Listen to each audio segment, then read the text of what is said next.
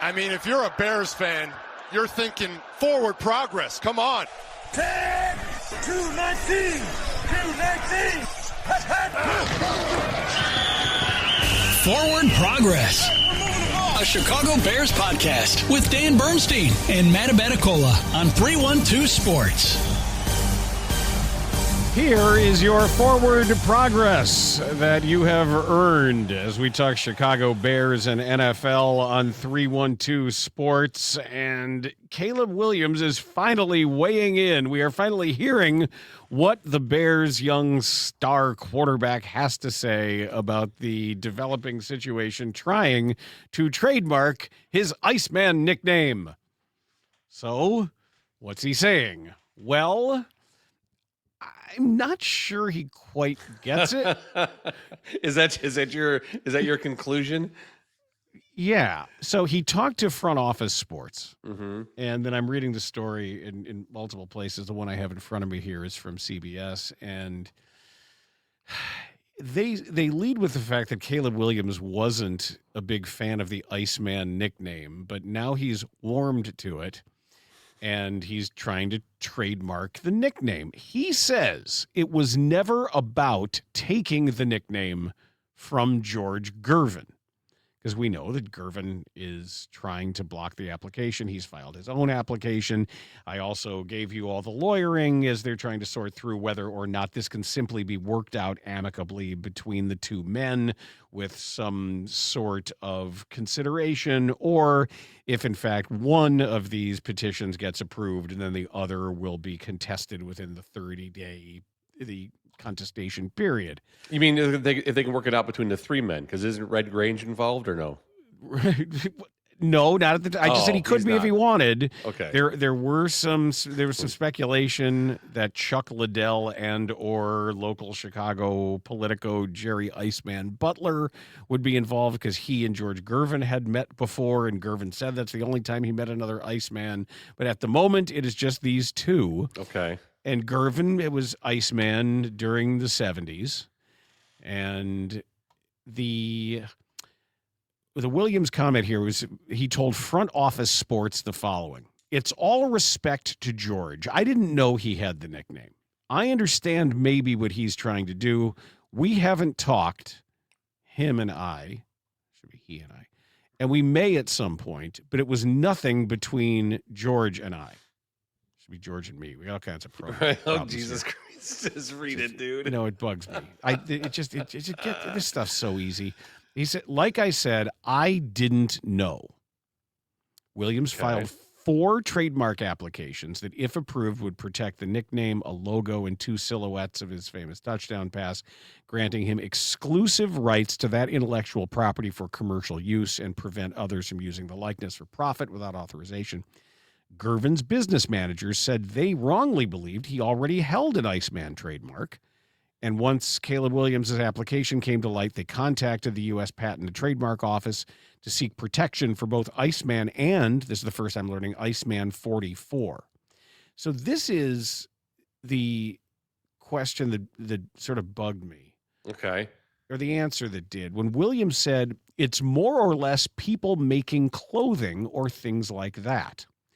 I can't control what people are making of me or anything like that and putting a name on it.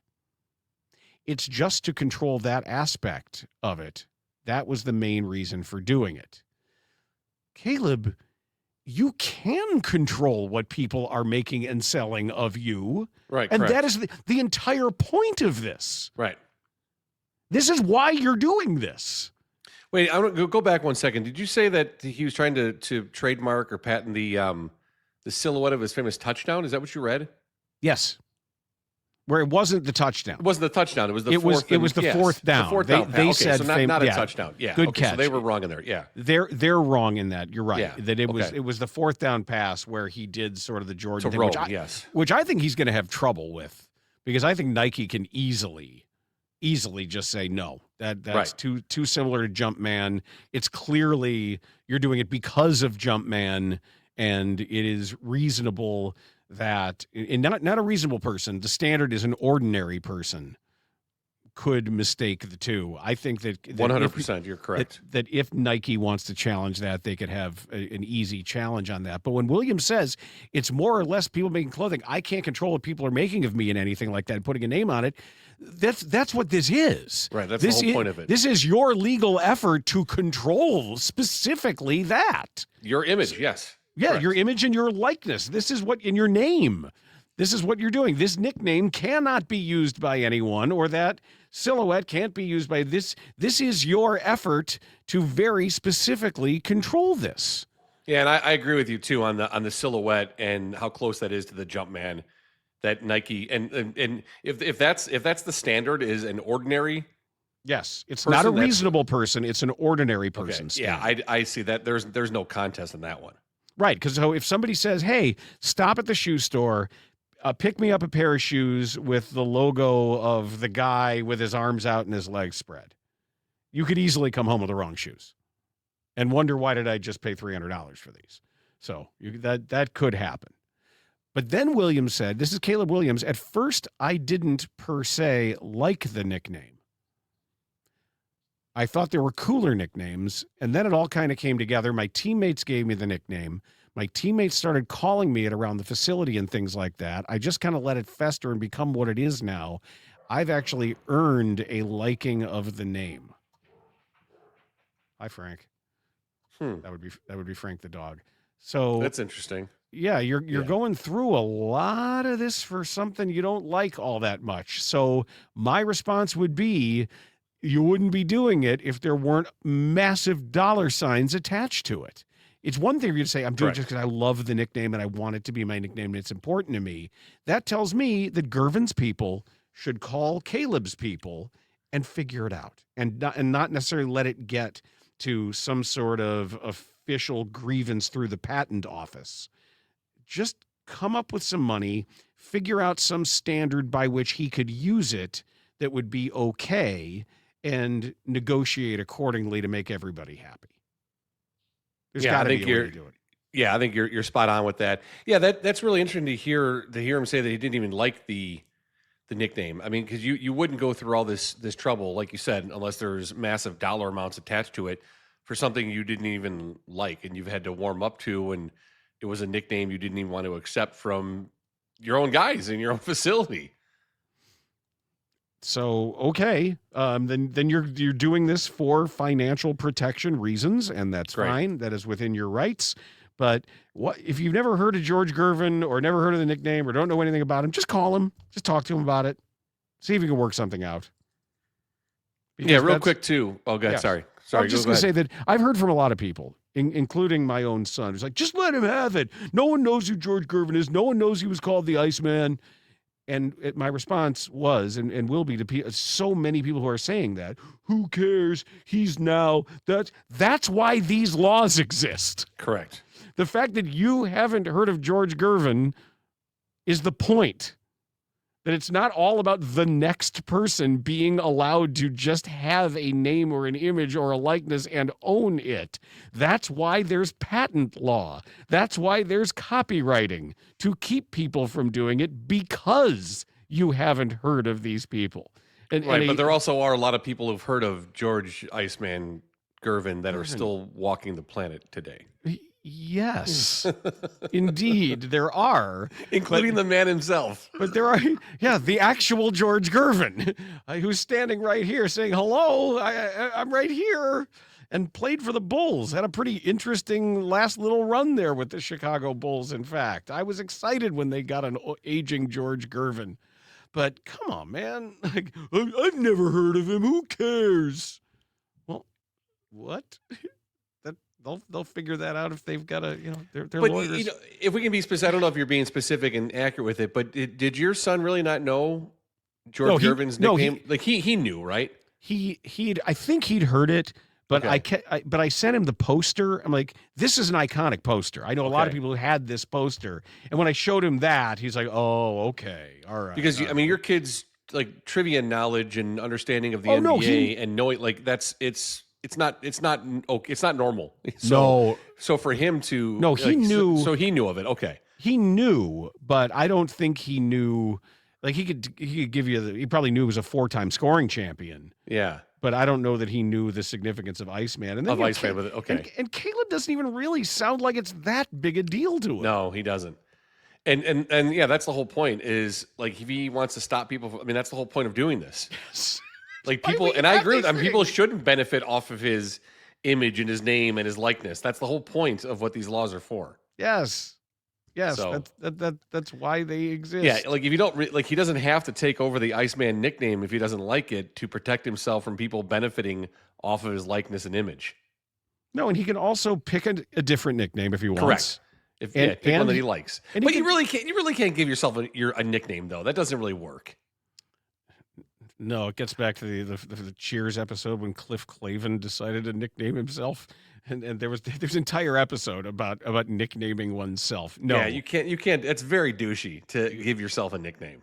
Yeah, has that ever worked in sports, or is it usually boomeranged into something better? I mean, I'm trying to think of if anyone has said I'm deciding my own nickname. Like LeBron James's people marketed him as King James, but he didn't say that. Correct. Because it just doesn't work. I can't think of any one instance of any walk of life or any industry of life that someone made up their own nickname and it worked. Because it's very douchey. You can't do that.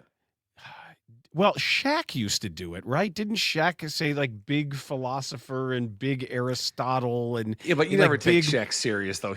But it works for Shaq because he's funny. So maybe that's one instance right there. Like when you wanted us to call you Dan the Man. And you kept insisting that, like it never worked. It never stuck. So we were never going to do that. I know you tried for a while though. Someday you'll realize that Dan the Man was a great nickname for you. I never did trademark it, and I'm not counting Chad Ochocinco Johnson because he changed his last name to that, or like Ron Artest changed his actual name. Oh yeah, what's his name? What did he change it to? Meta something or Meta World Peace? Yeah, Meta World Peace. And there have been guys who have changed their name. I don't know of an example of somebody who officially gave somebody their own nickname and everybody thought it was cool and liked good. It. Well, I'm sure one of our listeners here in our community will send us a message on YouTube as they're listening to the show. We'll share with that. Hey, I don't know if you saw this. Just wanted to point it out. I don't want to get into it. On Chicago Magazine. Yeah. There was an opinion piece written by Edward McClelland about the Bears moving to Indiana. And it's take a look at it if you have a chance to read it. Potentially moving to Indiana. Yes, potentially. Okay. The title of it is Hit the Road Bears. He says, if we can swallow our pride, letting the team slip across the Indiana border actually makes a lot of sense. So take a look at it. I thought it was well written. Again, just his opinion on things. Well, we've said that. I said it too. I said if they want to go over there and save us all the aggravation and let the business-friendly state give them all the money and take it away from their taxpayers, go ahead. Yeah, one of the points he brings up is, Bears fans will still stay in Chicago even for the games playing in Hammond. And he makes a crossover, and you see this a lot if you're downtown when teams come in to play Notre Dame. People don't stay down in South Bend; they stay in Chicago. No, I've stayed in South Bend, and I would much rather have. And you make that drive for the game to go from Chicago. So the same thing will happen, of course, for the Bears. Now, the only thing that would be a potential problem, Dan, is if all the players have to move to Indiana, which we discussed thoroughly on this show. So. Yes, because that was brought up initially. The players don't want to live in Hammond, Indiana. Yeah, well, why not? Maybe they want to go bass fishing with that. Have you asked them? If you asked every member of the Chicago Bears and say you could live here in your palatial Lake Forest estate, or you could live with that, I think they might take the latter. Well, Dan McNeil's he's in AZ though. Remember now? Not. Yes, he is for now. While, so yes. he's there. So Bears. Bears. Maybe they could live at Dan McNeil's house. There you go. Yeah. Somebody you could be there. All the Bears. He could Airbnb it, actually. Yes, he could Airbnb it to the Bears, and they could all be at the house of Diamond. Hey, I saw this note too. The Baltimore Ravens. We talked about this because Declan Doyle made a comment about wanting all players there for the OTAs. Mm-hmm. Guess who showed up? Yes. Lamar Jackson. He's there for day one. Didn't want to disappoint his new head coach, Jesse Minter, or offensive coordinator, Declan Doyle. So he's there. So that question that we asked and brought up on this show, he answered for us, and he's there ready to be a great leader and a great teammate for the Baltimore Ravens. Good for him as the Jesse Minter era begins. That was that's good leadership. It is. It is good. Because how many, there were 10 new head coaches this year, this cycle, right? So that's 10 teams who can start earlier than the other teams. So Lamar Jackson shows up for Baltimore. There was a new mock draft put out, and I monitor all of these things because I like to see different names. I like to find new names. But they keep being the same names. They keep being the same names, except, Dan, you're going to be very excited. Chad Reuter on NFL.com, he released a 5-round draft. And I just wanted to look at the Bears' first 2 picks to see, or the first 3 picks. We've seen a lot of Zion Young, and we've seen a lot of Emmanuel McNeil Miller? Warren. Yes. So there's 2 new names here. One name we've seen a lot. Okay. So Chad Reuter in NFL.com. A couple of notes before we get down to the Bears. He has Jeremiah Love going to the Giants at number 5, which is the first I've seen. Wow. And then he has the Jets at 16 taking Ty Simpson. So in the first round, he actually has the Bears moving down to 1 spot in a trade with the Buffalo Bills. So the Bills move up 1 spot. They give the Bears back their 5th round pick from the DJ Moore trade. And with the 26th pick, he has the Bears selecting safety Dylan Thieneman from Oregon. That's not a new name. It's not a new name. I said 1 old name, 2 new names. But that also violates one of your first round rules. 2 of my first round rules. It's don't take a safety in the first round. Unless it's some generational spectacular player, and don't take a white safety. Well, that's violated right there. Pick number 26. But 2 new names, though, for pick number 57 and 60. So the second round, he has at 57, the Bears selecting Austin Barber. Don't make us do this with Austin Booker and Austin Barber. And I didn't even think of that. How many times I would get that wrong. An offensive tackle out of Florida. 6'7", 318, and NFL.com, his combine score was 5.88, which initially in my brain I thought that's too low. And when I looked up the chart, that means eventually becomes an average backup. Awesome. So not good. That's not what you want at 57. And then at 60, they have, Chad has the Bears selecting Malachi Fields, the wide receiver from Notre Dame, 6'4", 218. Combine grade from NFL.com of 6.29, which we've seen that a lot, eventually becomes an average starter. So two new names. How do you feel? When I read the Austin Barber, eventually becomes an average backup. Eventually. Yeah. If he maxes out, someday, son, you can be an average backup. Welcome to the Bears. Which actually, it's a nice living. It's a changes your life. It would be a worthwhile career. Nothing against that. But as a fan, when the team is in win now mode, it doesn't exactly get you going. No, it certainly doesn't. But there were 2 new names. I was really excited to see that until I dug a little bit deeper on it. So yeah, Chad, I know we don't like this mock draft because it violates your first round rule. Yeah. And then it brings about an average backup starter, and then a wide receiver at 60 who eventually will be an average starter.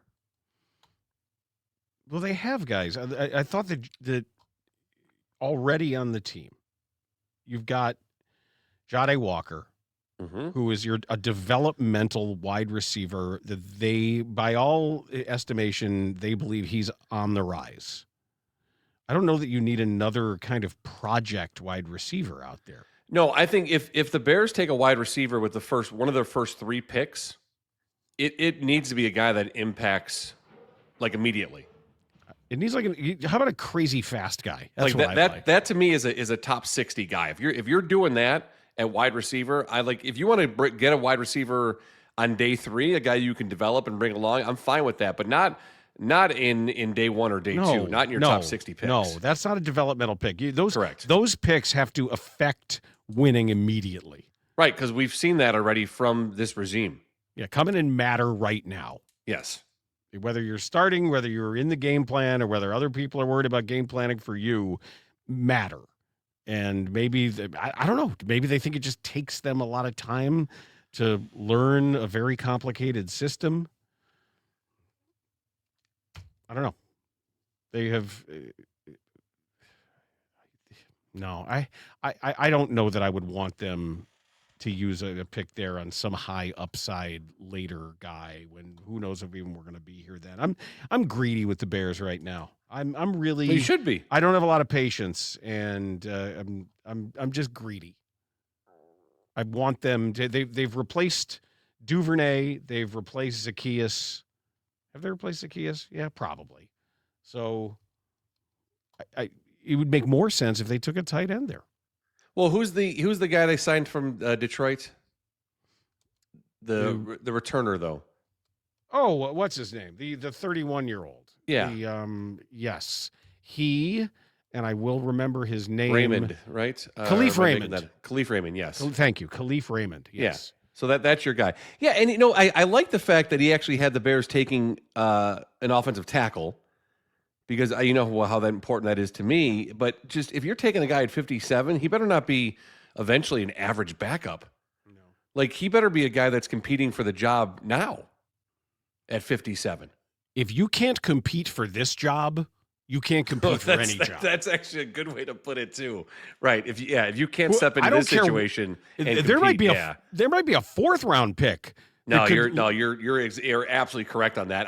Without even looking at you're right. Say, with whom am I competing? Well, we got this kid from Canada who wasn't drafted. We got Braxton Jones on a 1-year deal, and then Karan Amagaji if he's healthy. Oh, remember, we have this kid from Canada that couldn't play in our last playoff game. Right. So we had to move out of there. Oh, and Jordan, have we heard anything about McFadden? Who started at guard? No, not that I can recall. Okay. Was there anything to be heard? No, I'm not hearing his name as somebody's like, well, he's definitely going to be, rostered and in the mix. Luke Newman, we thought it just seems like McFadden would be a guy on the roster, right? As a backup. Yeah, I would guess if he started they felt a playoff game to start, for you, right. Correct, that he's automatically at the very least a depth backup. But who knows? Yeah, who knows? I'm not taking anything for granted, including what's going on with the running backs at the moment. And I think if they got an offer to move Tyson Bagent once quarterbacks start getting hurt, they would do that too. Yeah, no, that's a great point you make, because if you can't compete now for this job, then you're probably not worth drafting or having on your roster. But you're not going to take a guy at 57, given your current situation, and say, oh, he's a developmental guy that we'll work on that maybe can be a backup one day. Which, what the hell? What are you doing there? I don't know. I know. Yeah, if you have great point. If you draft a tackle, even if it's day 3, it better be a guy that can compete in this situation right now, because you're not in some kind of solid situation where we have the opportunity and the time to develop this body on this roster. Not in that position. You don't have that time. I will say that from what I'm hearing, that their offensive line coach, Dan Rochar, has a lot more say than I previously understood. That when Ben Johnson hired him, there really was not a lot of history or relationship there. And as the season went on, he earned a lot of respect internally. And my reason for optimism on this line, whatever they do, is because of apparently how the extent to which they've entrusted Rochar to be a part of the close-knit decision-making group. Well, doesn't that seem to kind of fit the way that Ben Johnson has talked about the way he runs this organization? Yep. He doesn't want yes men. Yeah, he doesn't. Well, first of all, he doesn't want yes men, but he's not going to be involved hands-on off. Like, here's our philosophy. Here's our plan. Here's the program we're developing and designing. Go execute it. He's not going to be there with the offense. Like Dan Rochar is in charge of that. Mm-hmm. Dennis Allen's in charge of the defense. And we talked about the lack of or the significant number of drops from the wide receivers, how he talked a couple weeks ago, how disappointed he was, not only in the players, but in the coaches. But in Antoine Randall, and basically told him set up a jugs machine and fix this. Fix this shit, right? Yep. Because he's not going to be out there doing that. That's your job. You're in charge of that. I mean, he'll CEO and run the offense and be in charge there, and he'll, hands-on with Caleb. But you got your field, man. Go do it. Mm-hmm. Go get it done. I'm not happy with the wide receivers. I'm not happy with the coaches.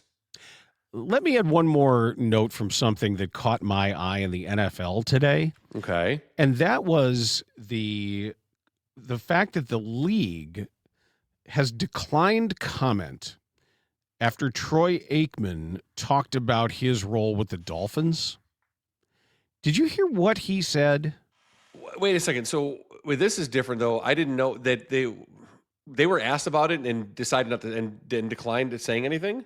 When they were first asked about it, the last comment we have from the league about Troy Aikman's involvement with the Dolphins as an influential consultant. Right. The league said they will address the situation at the appropriate time. Okay. So the NFL was asked about the latest comments, and the NFL declined comment. Okay, that's interesting. So here's what Troy Aikman just said. He talked to Clarence Hill Jr. of DLLS Sports. I will say I'm pulling for the Dolphins because now I have something at stake. I think they hired two really talented, wonderful people, and I think that's going to prove itself out. But yeah, I'm pulling for them. I want to see them do well because I feel like my fingerprints are on it as well. So we know here that Tom Brady, as an owner of the Raiders, is prevented from participating, or in 2024, was prevented from participating in pregame production meetings. Mm-hmm. And Brady is not allowed to enter team facilities. He is not allowed to attend practices.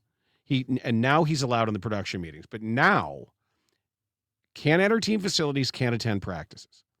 Why should that be any different for Troy Aikman, who admits he has something at stake, that he is pulling for the Dolphins, that these hires were in large part his, and that he is a paid member in some way of the Dolphins front office? Why shouldn't those same restrictions apply to Troy Aikman?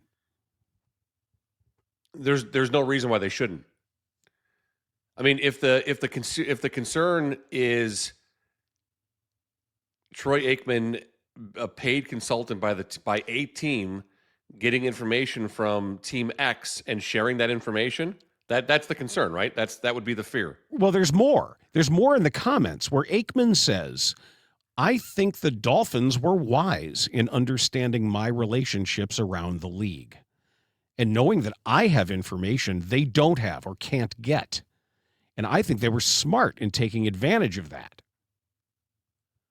Okay, so if you're a team now, why wouldn't they're part of the arms race? Why wouldn't you be scrambling around just to cover your ass? Hire Chris Collinsworth. Hire anybody else you can find out there who's doing this. Hire Louis Riddick. Hire Kirk Herbstreit. Hire Charles Davis. And then how does this impact the broadcast? Where, like, if you're a team now and you hear Troy Aikman say that stuff, and if you're the Patriots, and Fox is coming in to do a Patriots Dolphins game, how willing are you? How much would you talk to Troy Aikman then? Right, like it hurts him as a broadcaster, and it hurts the league. It hurts everybody. Because if he admitted they're hiring me because of how I know the league and my relationships. We talked about this when it happened, that Monday Night Football game, Titans and Dolphins, when he went scorched earth. Yep. On the Tua. Dolphins in the fourth quarter. On Tua. He went after the head coach. He went after the quarterback. Yes. Yep. And the plan and they had no solid plan for what to do with Tua. So you're going to be questioning the broadcasting and the motivations for some of the opinions. And then if you're hiring him because of his contacts around the league, like you said, everybody around the league is going to be wary.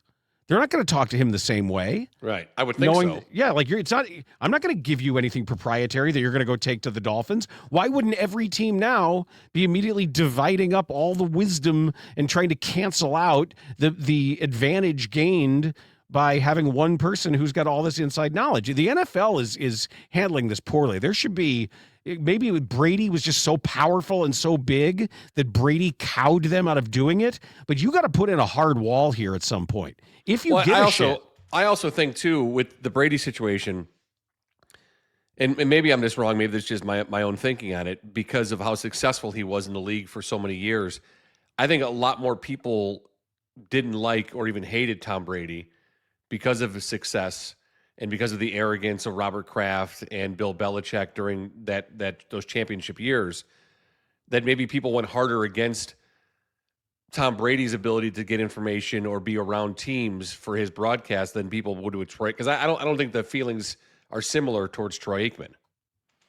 No, there isn't as much animus toward Troy Aikman, but the point is the same. The point is the same, right? But I just think that maybe that's why they're not going as hard, though, because it's not the same level of dislike toward Troy Aikman as there was for Tom Brady. And I think Aikman's words make it worse. I think what he's saying right now, he's like, yeah, like, I agree 100%. I know all this stuff because I'm a broadcaster. Of course they'd hire a broadcaster. Well, that's not why that's exactly why the two aren't supposed to commingle. Correct.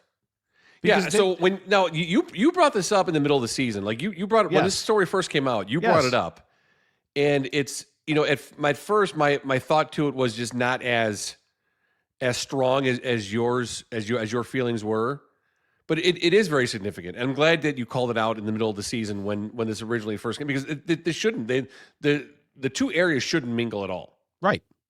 Because then you start to question everything, and it makes everybody less valuable, less informed, and makes everything feel kind of weird. I don't want to watch a game where I'm questioning why is this his opinion. It's hard enough to watch an NFL game wondering if the play you just saw happened or not. Right. It's interesting too, Dan, because the NFL has been so protective and has been so protective of the shield, and they're always going to be protective of the shield. And this is something that is a slight against the shield. It opens up questions and opportunities to question the integrity of the shield. And it's always something they've really gone out of their way to protect. I thought if Tom Brady wanted to be an owner, he should own. And if Troy Aikman wants to work in a front office, go to work in a front office. Right. Get out of the booth. That's fine. Go ahead and do that. But I'm old fashioned that way, I guess. Yeah.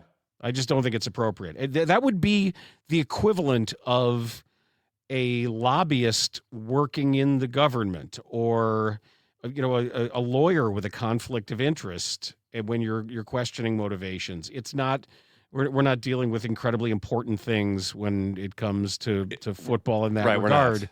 But there are a lot of people that take football that seriously because it takes up an outsized place in all our lives. So at least give us the appearance of propriety. Yeah, and I guess if, we talked about it last week on this show, if they're not willing to say much of anything or do anything with Steve Tisch and the New York Giants. Different issue, but yes. Oh, yeah, yes, a very different issue. But if they're not willing to do that, why would they even why give two shits about Troy Aikman being in the booth and working for a team and getting information to funnel to his team as much as he can? Yeah, when you have this gross owner that was having all his dates set up by a cartoon supervillain. That's fine. Oh, it's Steve. He's okay. Yeah. He gave it away to his kids. So I guess to close that up, it's just I'm not too surprised that the NFL didn't have anything to say. Well, no, but they're going to have to, and I think if this continues to be a story when he has thoughts, or if other people, like I say, for the extra check. If you're a broadcaster right now, and instead of having to go drive an Uber, you can just call up all the teams and have your agent say, "Hey, I'm available." So are you saying that Troy Aikman drove Uber on the weekends to make money? During the week, maybe?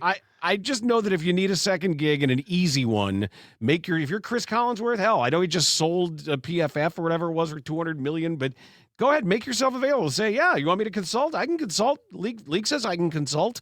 I can help you find somebody. You can buy a lot of my knowledge. The teams have given me because I'm a broadcaster, because they didn't think I was working for another team. That's if you're another team, like, wait, I told him all this stuff because he's a broadcaster. Right. I didn't think he was going to go take a job with my rival and tell him everything I told him. Right, exactly. And now you can do that. No, okay. Hey, it's a good gig if you can get it. So. I guess so. All righty then. And that is Forward Progress for this Monday. Make sure that you are always checking in on the latest with our thoughts, the Bears and the NFL here on 312 Sports. Forward progress has stopped. 10, 219, 219. Forward Progress. A Chicago Bears podcast with Dan Bernstein and Matt Abaticola on 312 Sports.